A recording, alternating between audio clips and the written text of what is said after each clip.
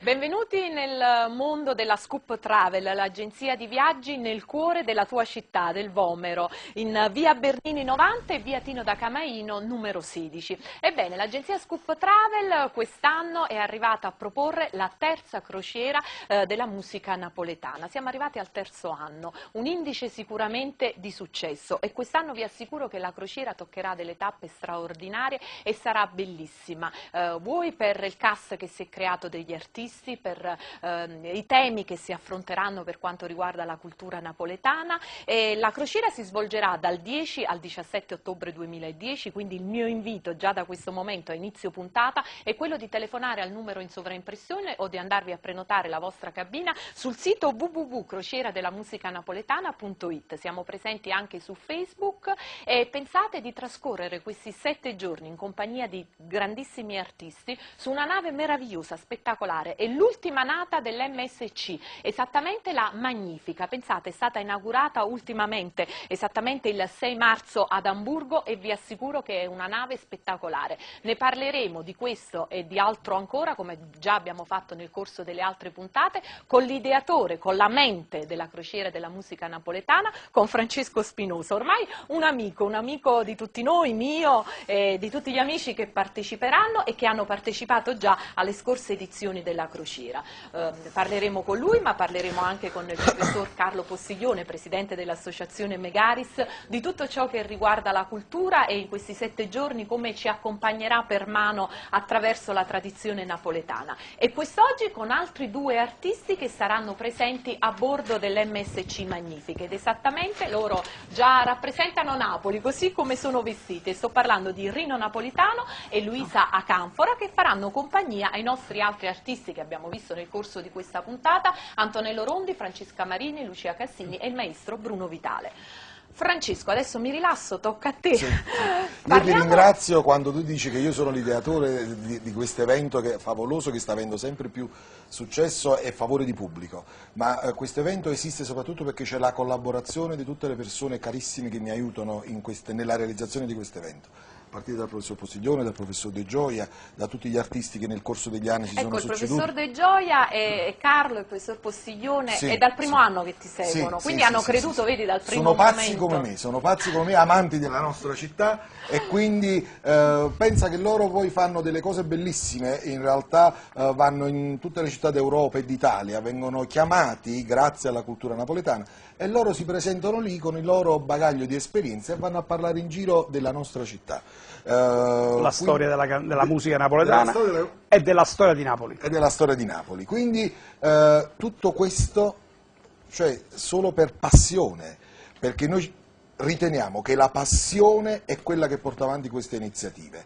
Non si fa solamente perché ci si vuole così parlare della città, ma la passione è la cosa che accompagna tutte le iniziative che riescono a trasmettere la passione alle persone che ci ascoltano. Anche perché, Francesco, di crociere tu ne fai tutto l'anno, avendo l'agenzia, sì, in realtà, quindi insomma diventa, invece è stata ben identificato questo. Sì, diciamo che anche tutto questo è possibile perché c'è uno staff di collaboratori validissimi, quindi loro si interessano del turismo, come dire così, di intermediazione, organizzazione di tutti i tipi di viaggi, tutti i tipi di vacanze, e quindi diciamo lasciano a me un po' di tempo in più per dedicarmi a questa tematizzazione che mi sta particolarmente a cuore, perché ogni napoletano, a mio avviso, dovrebbe portare un po' di benessere alla propria città. Quindi noi, presentando bene nel mondo la nostra città, sicuramente invitiamo le persone a venire nella nostra città, e quando arrivano turisti nella nostra città significa portare benessere a tutta la città. Questo lo devono capire un po' tutti i napoletani, quindi è anche questo il messaggio che vogliamo dare,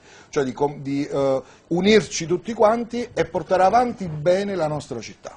Pensa a noi che portiamo la nostra tradizione. Quest'anno, Carlo, sei preparato? Quale tappe farà l'MSC Magnifica? Vediamo se è preparato. Parecchie parti. Ti ho colto impreparato. Vabbè, un bel giro. I porti principali sono che tocchiamo. Partiamo da Bari, poi andiamo in Grecia, andiamo in Turchia, poi torniamo indietro rapidamente, una giornata e mezza di veicolazione di nave, arriviamo a Dubrovnik, poi Venezia e ritorniamo a Bari.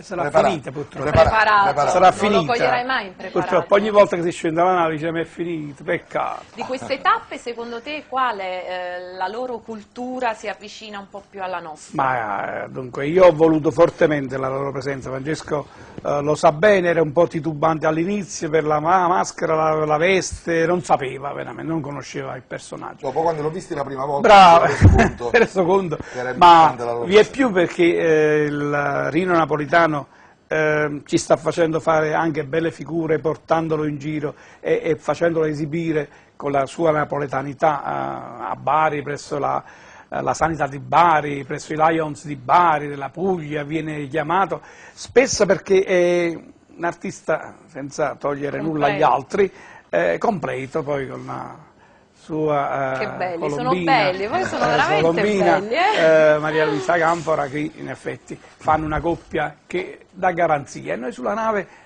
sarà presente, saranno onnipresenti, perché dovranno muoversi e lavoreranno forse un po' più di tutti. Rino, la maschera principale, il simbolo di Napoli sicuramente è quello di Pulcinella, quindi sarà un po' l'emblema della crociera, di questa crociera, ma tu porti anche altri personaggi? Ci saranno? Innanzitutto mi scuso per la voce, ma ieri sera ho fatto tardi al San Carlino e come al solito Colombina fa sempre storia, non mi ha fatto dormire a casa, ho dormito a Piazza Plebiscito. Veramente, Questa è la ma cosa principale. Questo è il guaio. Invece la cosa bella che ne voglio dire è che io ho apprezzato tantissimo l'invito sia di Franco che di Carlo, perché è un invito a dare voce alla napoletanità. In un momento in cui, ecco, come diceva spesso Franco, Napoli viene conosciuta o poco conosciuta per le sue bellezze e molto conosciuta per altre cose. E quindi è stato proprio colpire, prendere una palla a balzo. E Pulcinella ben si presta, perché se noi dobbiamo creare e cercare il riscatto della nostra città, dobbiamo passare necessariamente per i simboli. E Pulcinella è un simbolo, Pulcinella è uno dei simboli della nostra città, quindi va rivalutato, non un Pulcinella svilito, improvvisato. Poi tu ci racconti la Napoli del Seicento, quindi è una Napoli... Perché noi partiamo dalla commedia dell'arte, che nasce a Napoli 25 secoli fa, con le Atellane e con l'Immacus, Che bello.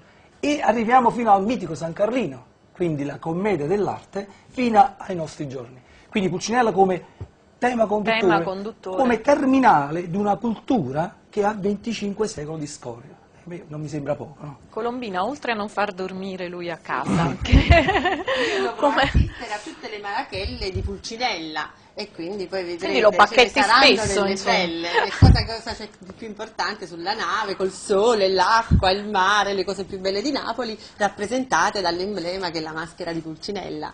E lui sarà, Francesco, un po' anche la maschera dei gemellaggi che farete Sì, nei vari porti, sì. proprio come è successo Diciamo l'anno abbiamo- scorso. Ecco, abbiamo voluto appunto la maschera di Pulcinella, magistralmente interpretata da Rino Napolitano, proprio per portare questo simbolo della nostra napoletanità, no? Perché poi Pulcinella è visto sempre un po', poi ultimamente per televisione molti giornalisti del nord dicono non fare il Pulcinella, cioè guardando e parlando di questa maschera con un senso negativo, invece Pulcinella a Napoli ha un senso di grande positività, perché nonostante tutte le traversie che la nostra città ha attraversato, comunque Pulcinella sorride con la sua maschera anche un po' triste, però è il riso amaro che abbiamo tutti quanti noi napoletani, è vero. perché se non avessimo lo spirito di Pulcinella veramente i napoletani non esisterebbero Lo più. spirito È di vero. Quindi è uno spirito grande, uno spirito forte, che nonostante tutte le traversie comunque continua ad andare avanti. Voglio aggiungere una cosa a quello che dice Franco, che è importante. La missione che abbiamo noi di tramandare ai giovani Bravo. certe tradizioni che si stanno perdendo. Allora io spesso lavoro con i ragazzi, Bravo. con le scuole, e sto tentando anche con mio figlio Luca, che ha 12 anni, e Carlo lo sa, di iniziarlo a queste cose. È la speranza, è il seme che noi lasciamo È ai giovani. importante, sì, è il futuro, Perché una grande cultura come la nostra, che è stata grande in tutti i campi, non c'è un campo che Napoli Ma non ha lo è, toccato. Rino, lo è in tutto il mondo. Tutto il mondo, e però deve essere comunque tramandata, e i giovani sono il seme, la nostra speranza, e perciò io apprezzo molto il lavoro che fanno questi due signori. E allora, in questa crociera dal 10 al 17 ottobre 2010, prenotando la vostra cabina in questo momento, innanzitutto portate a casa anche delle splendide borse, una per il maschietto e uno per la femminuccia, quindi per la coppia, e poi sicuramente sarete una settimana in compagnia di grandi artisti come Antonello Rondi, Francesca Marini, Lucia Cassini, Bruno Vitale, Rino Napolitano, Luisa Canfora e tutti gli amici della cultura, col professor Carlo Postiglione, col professor Di Gioia.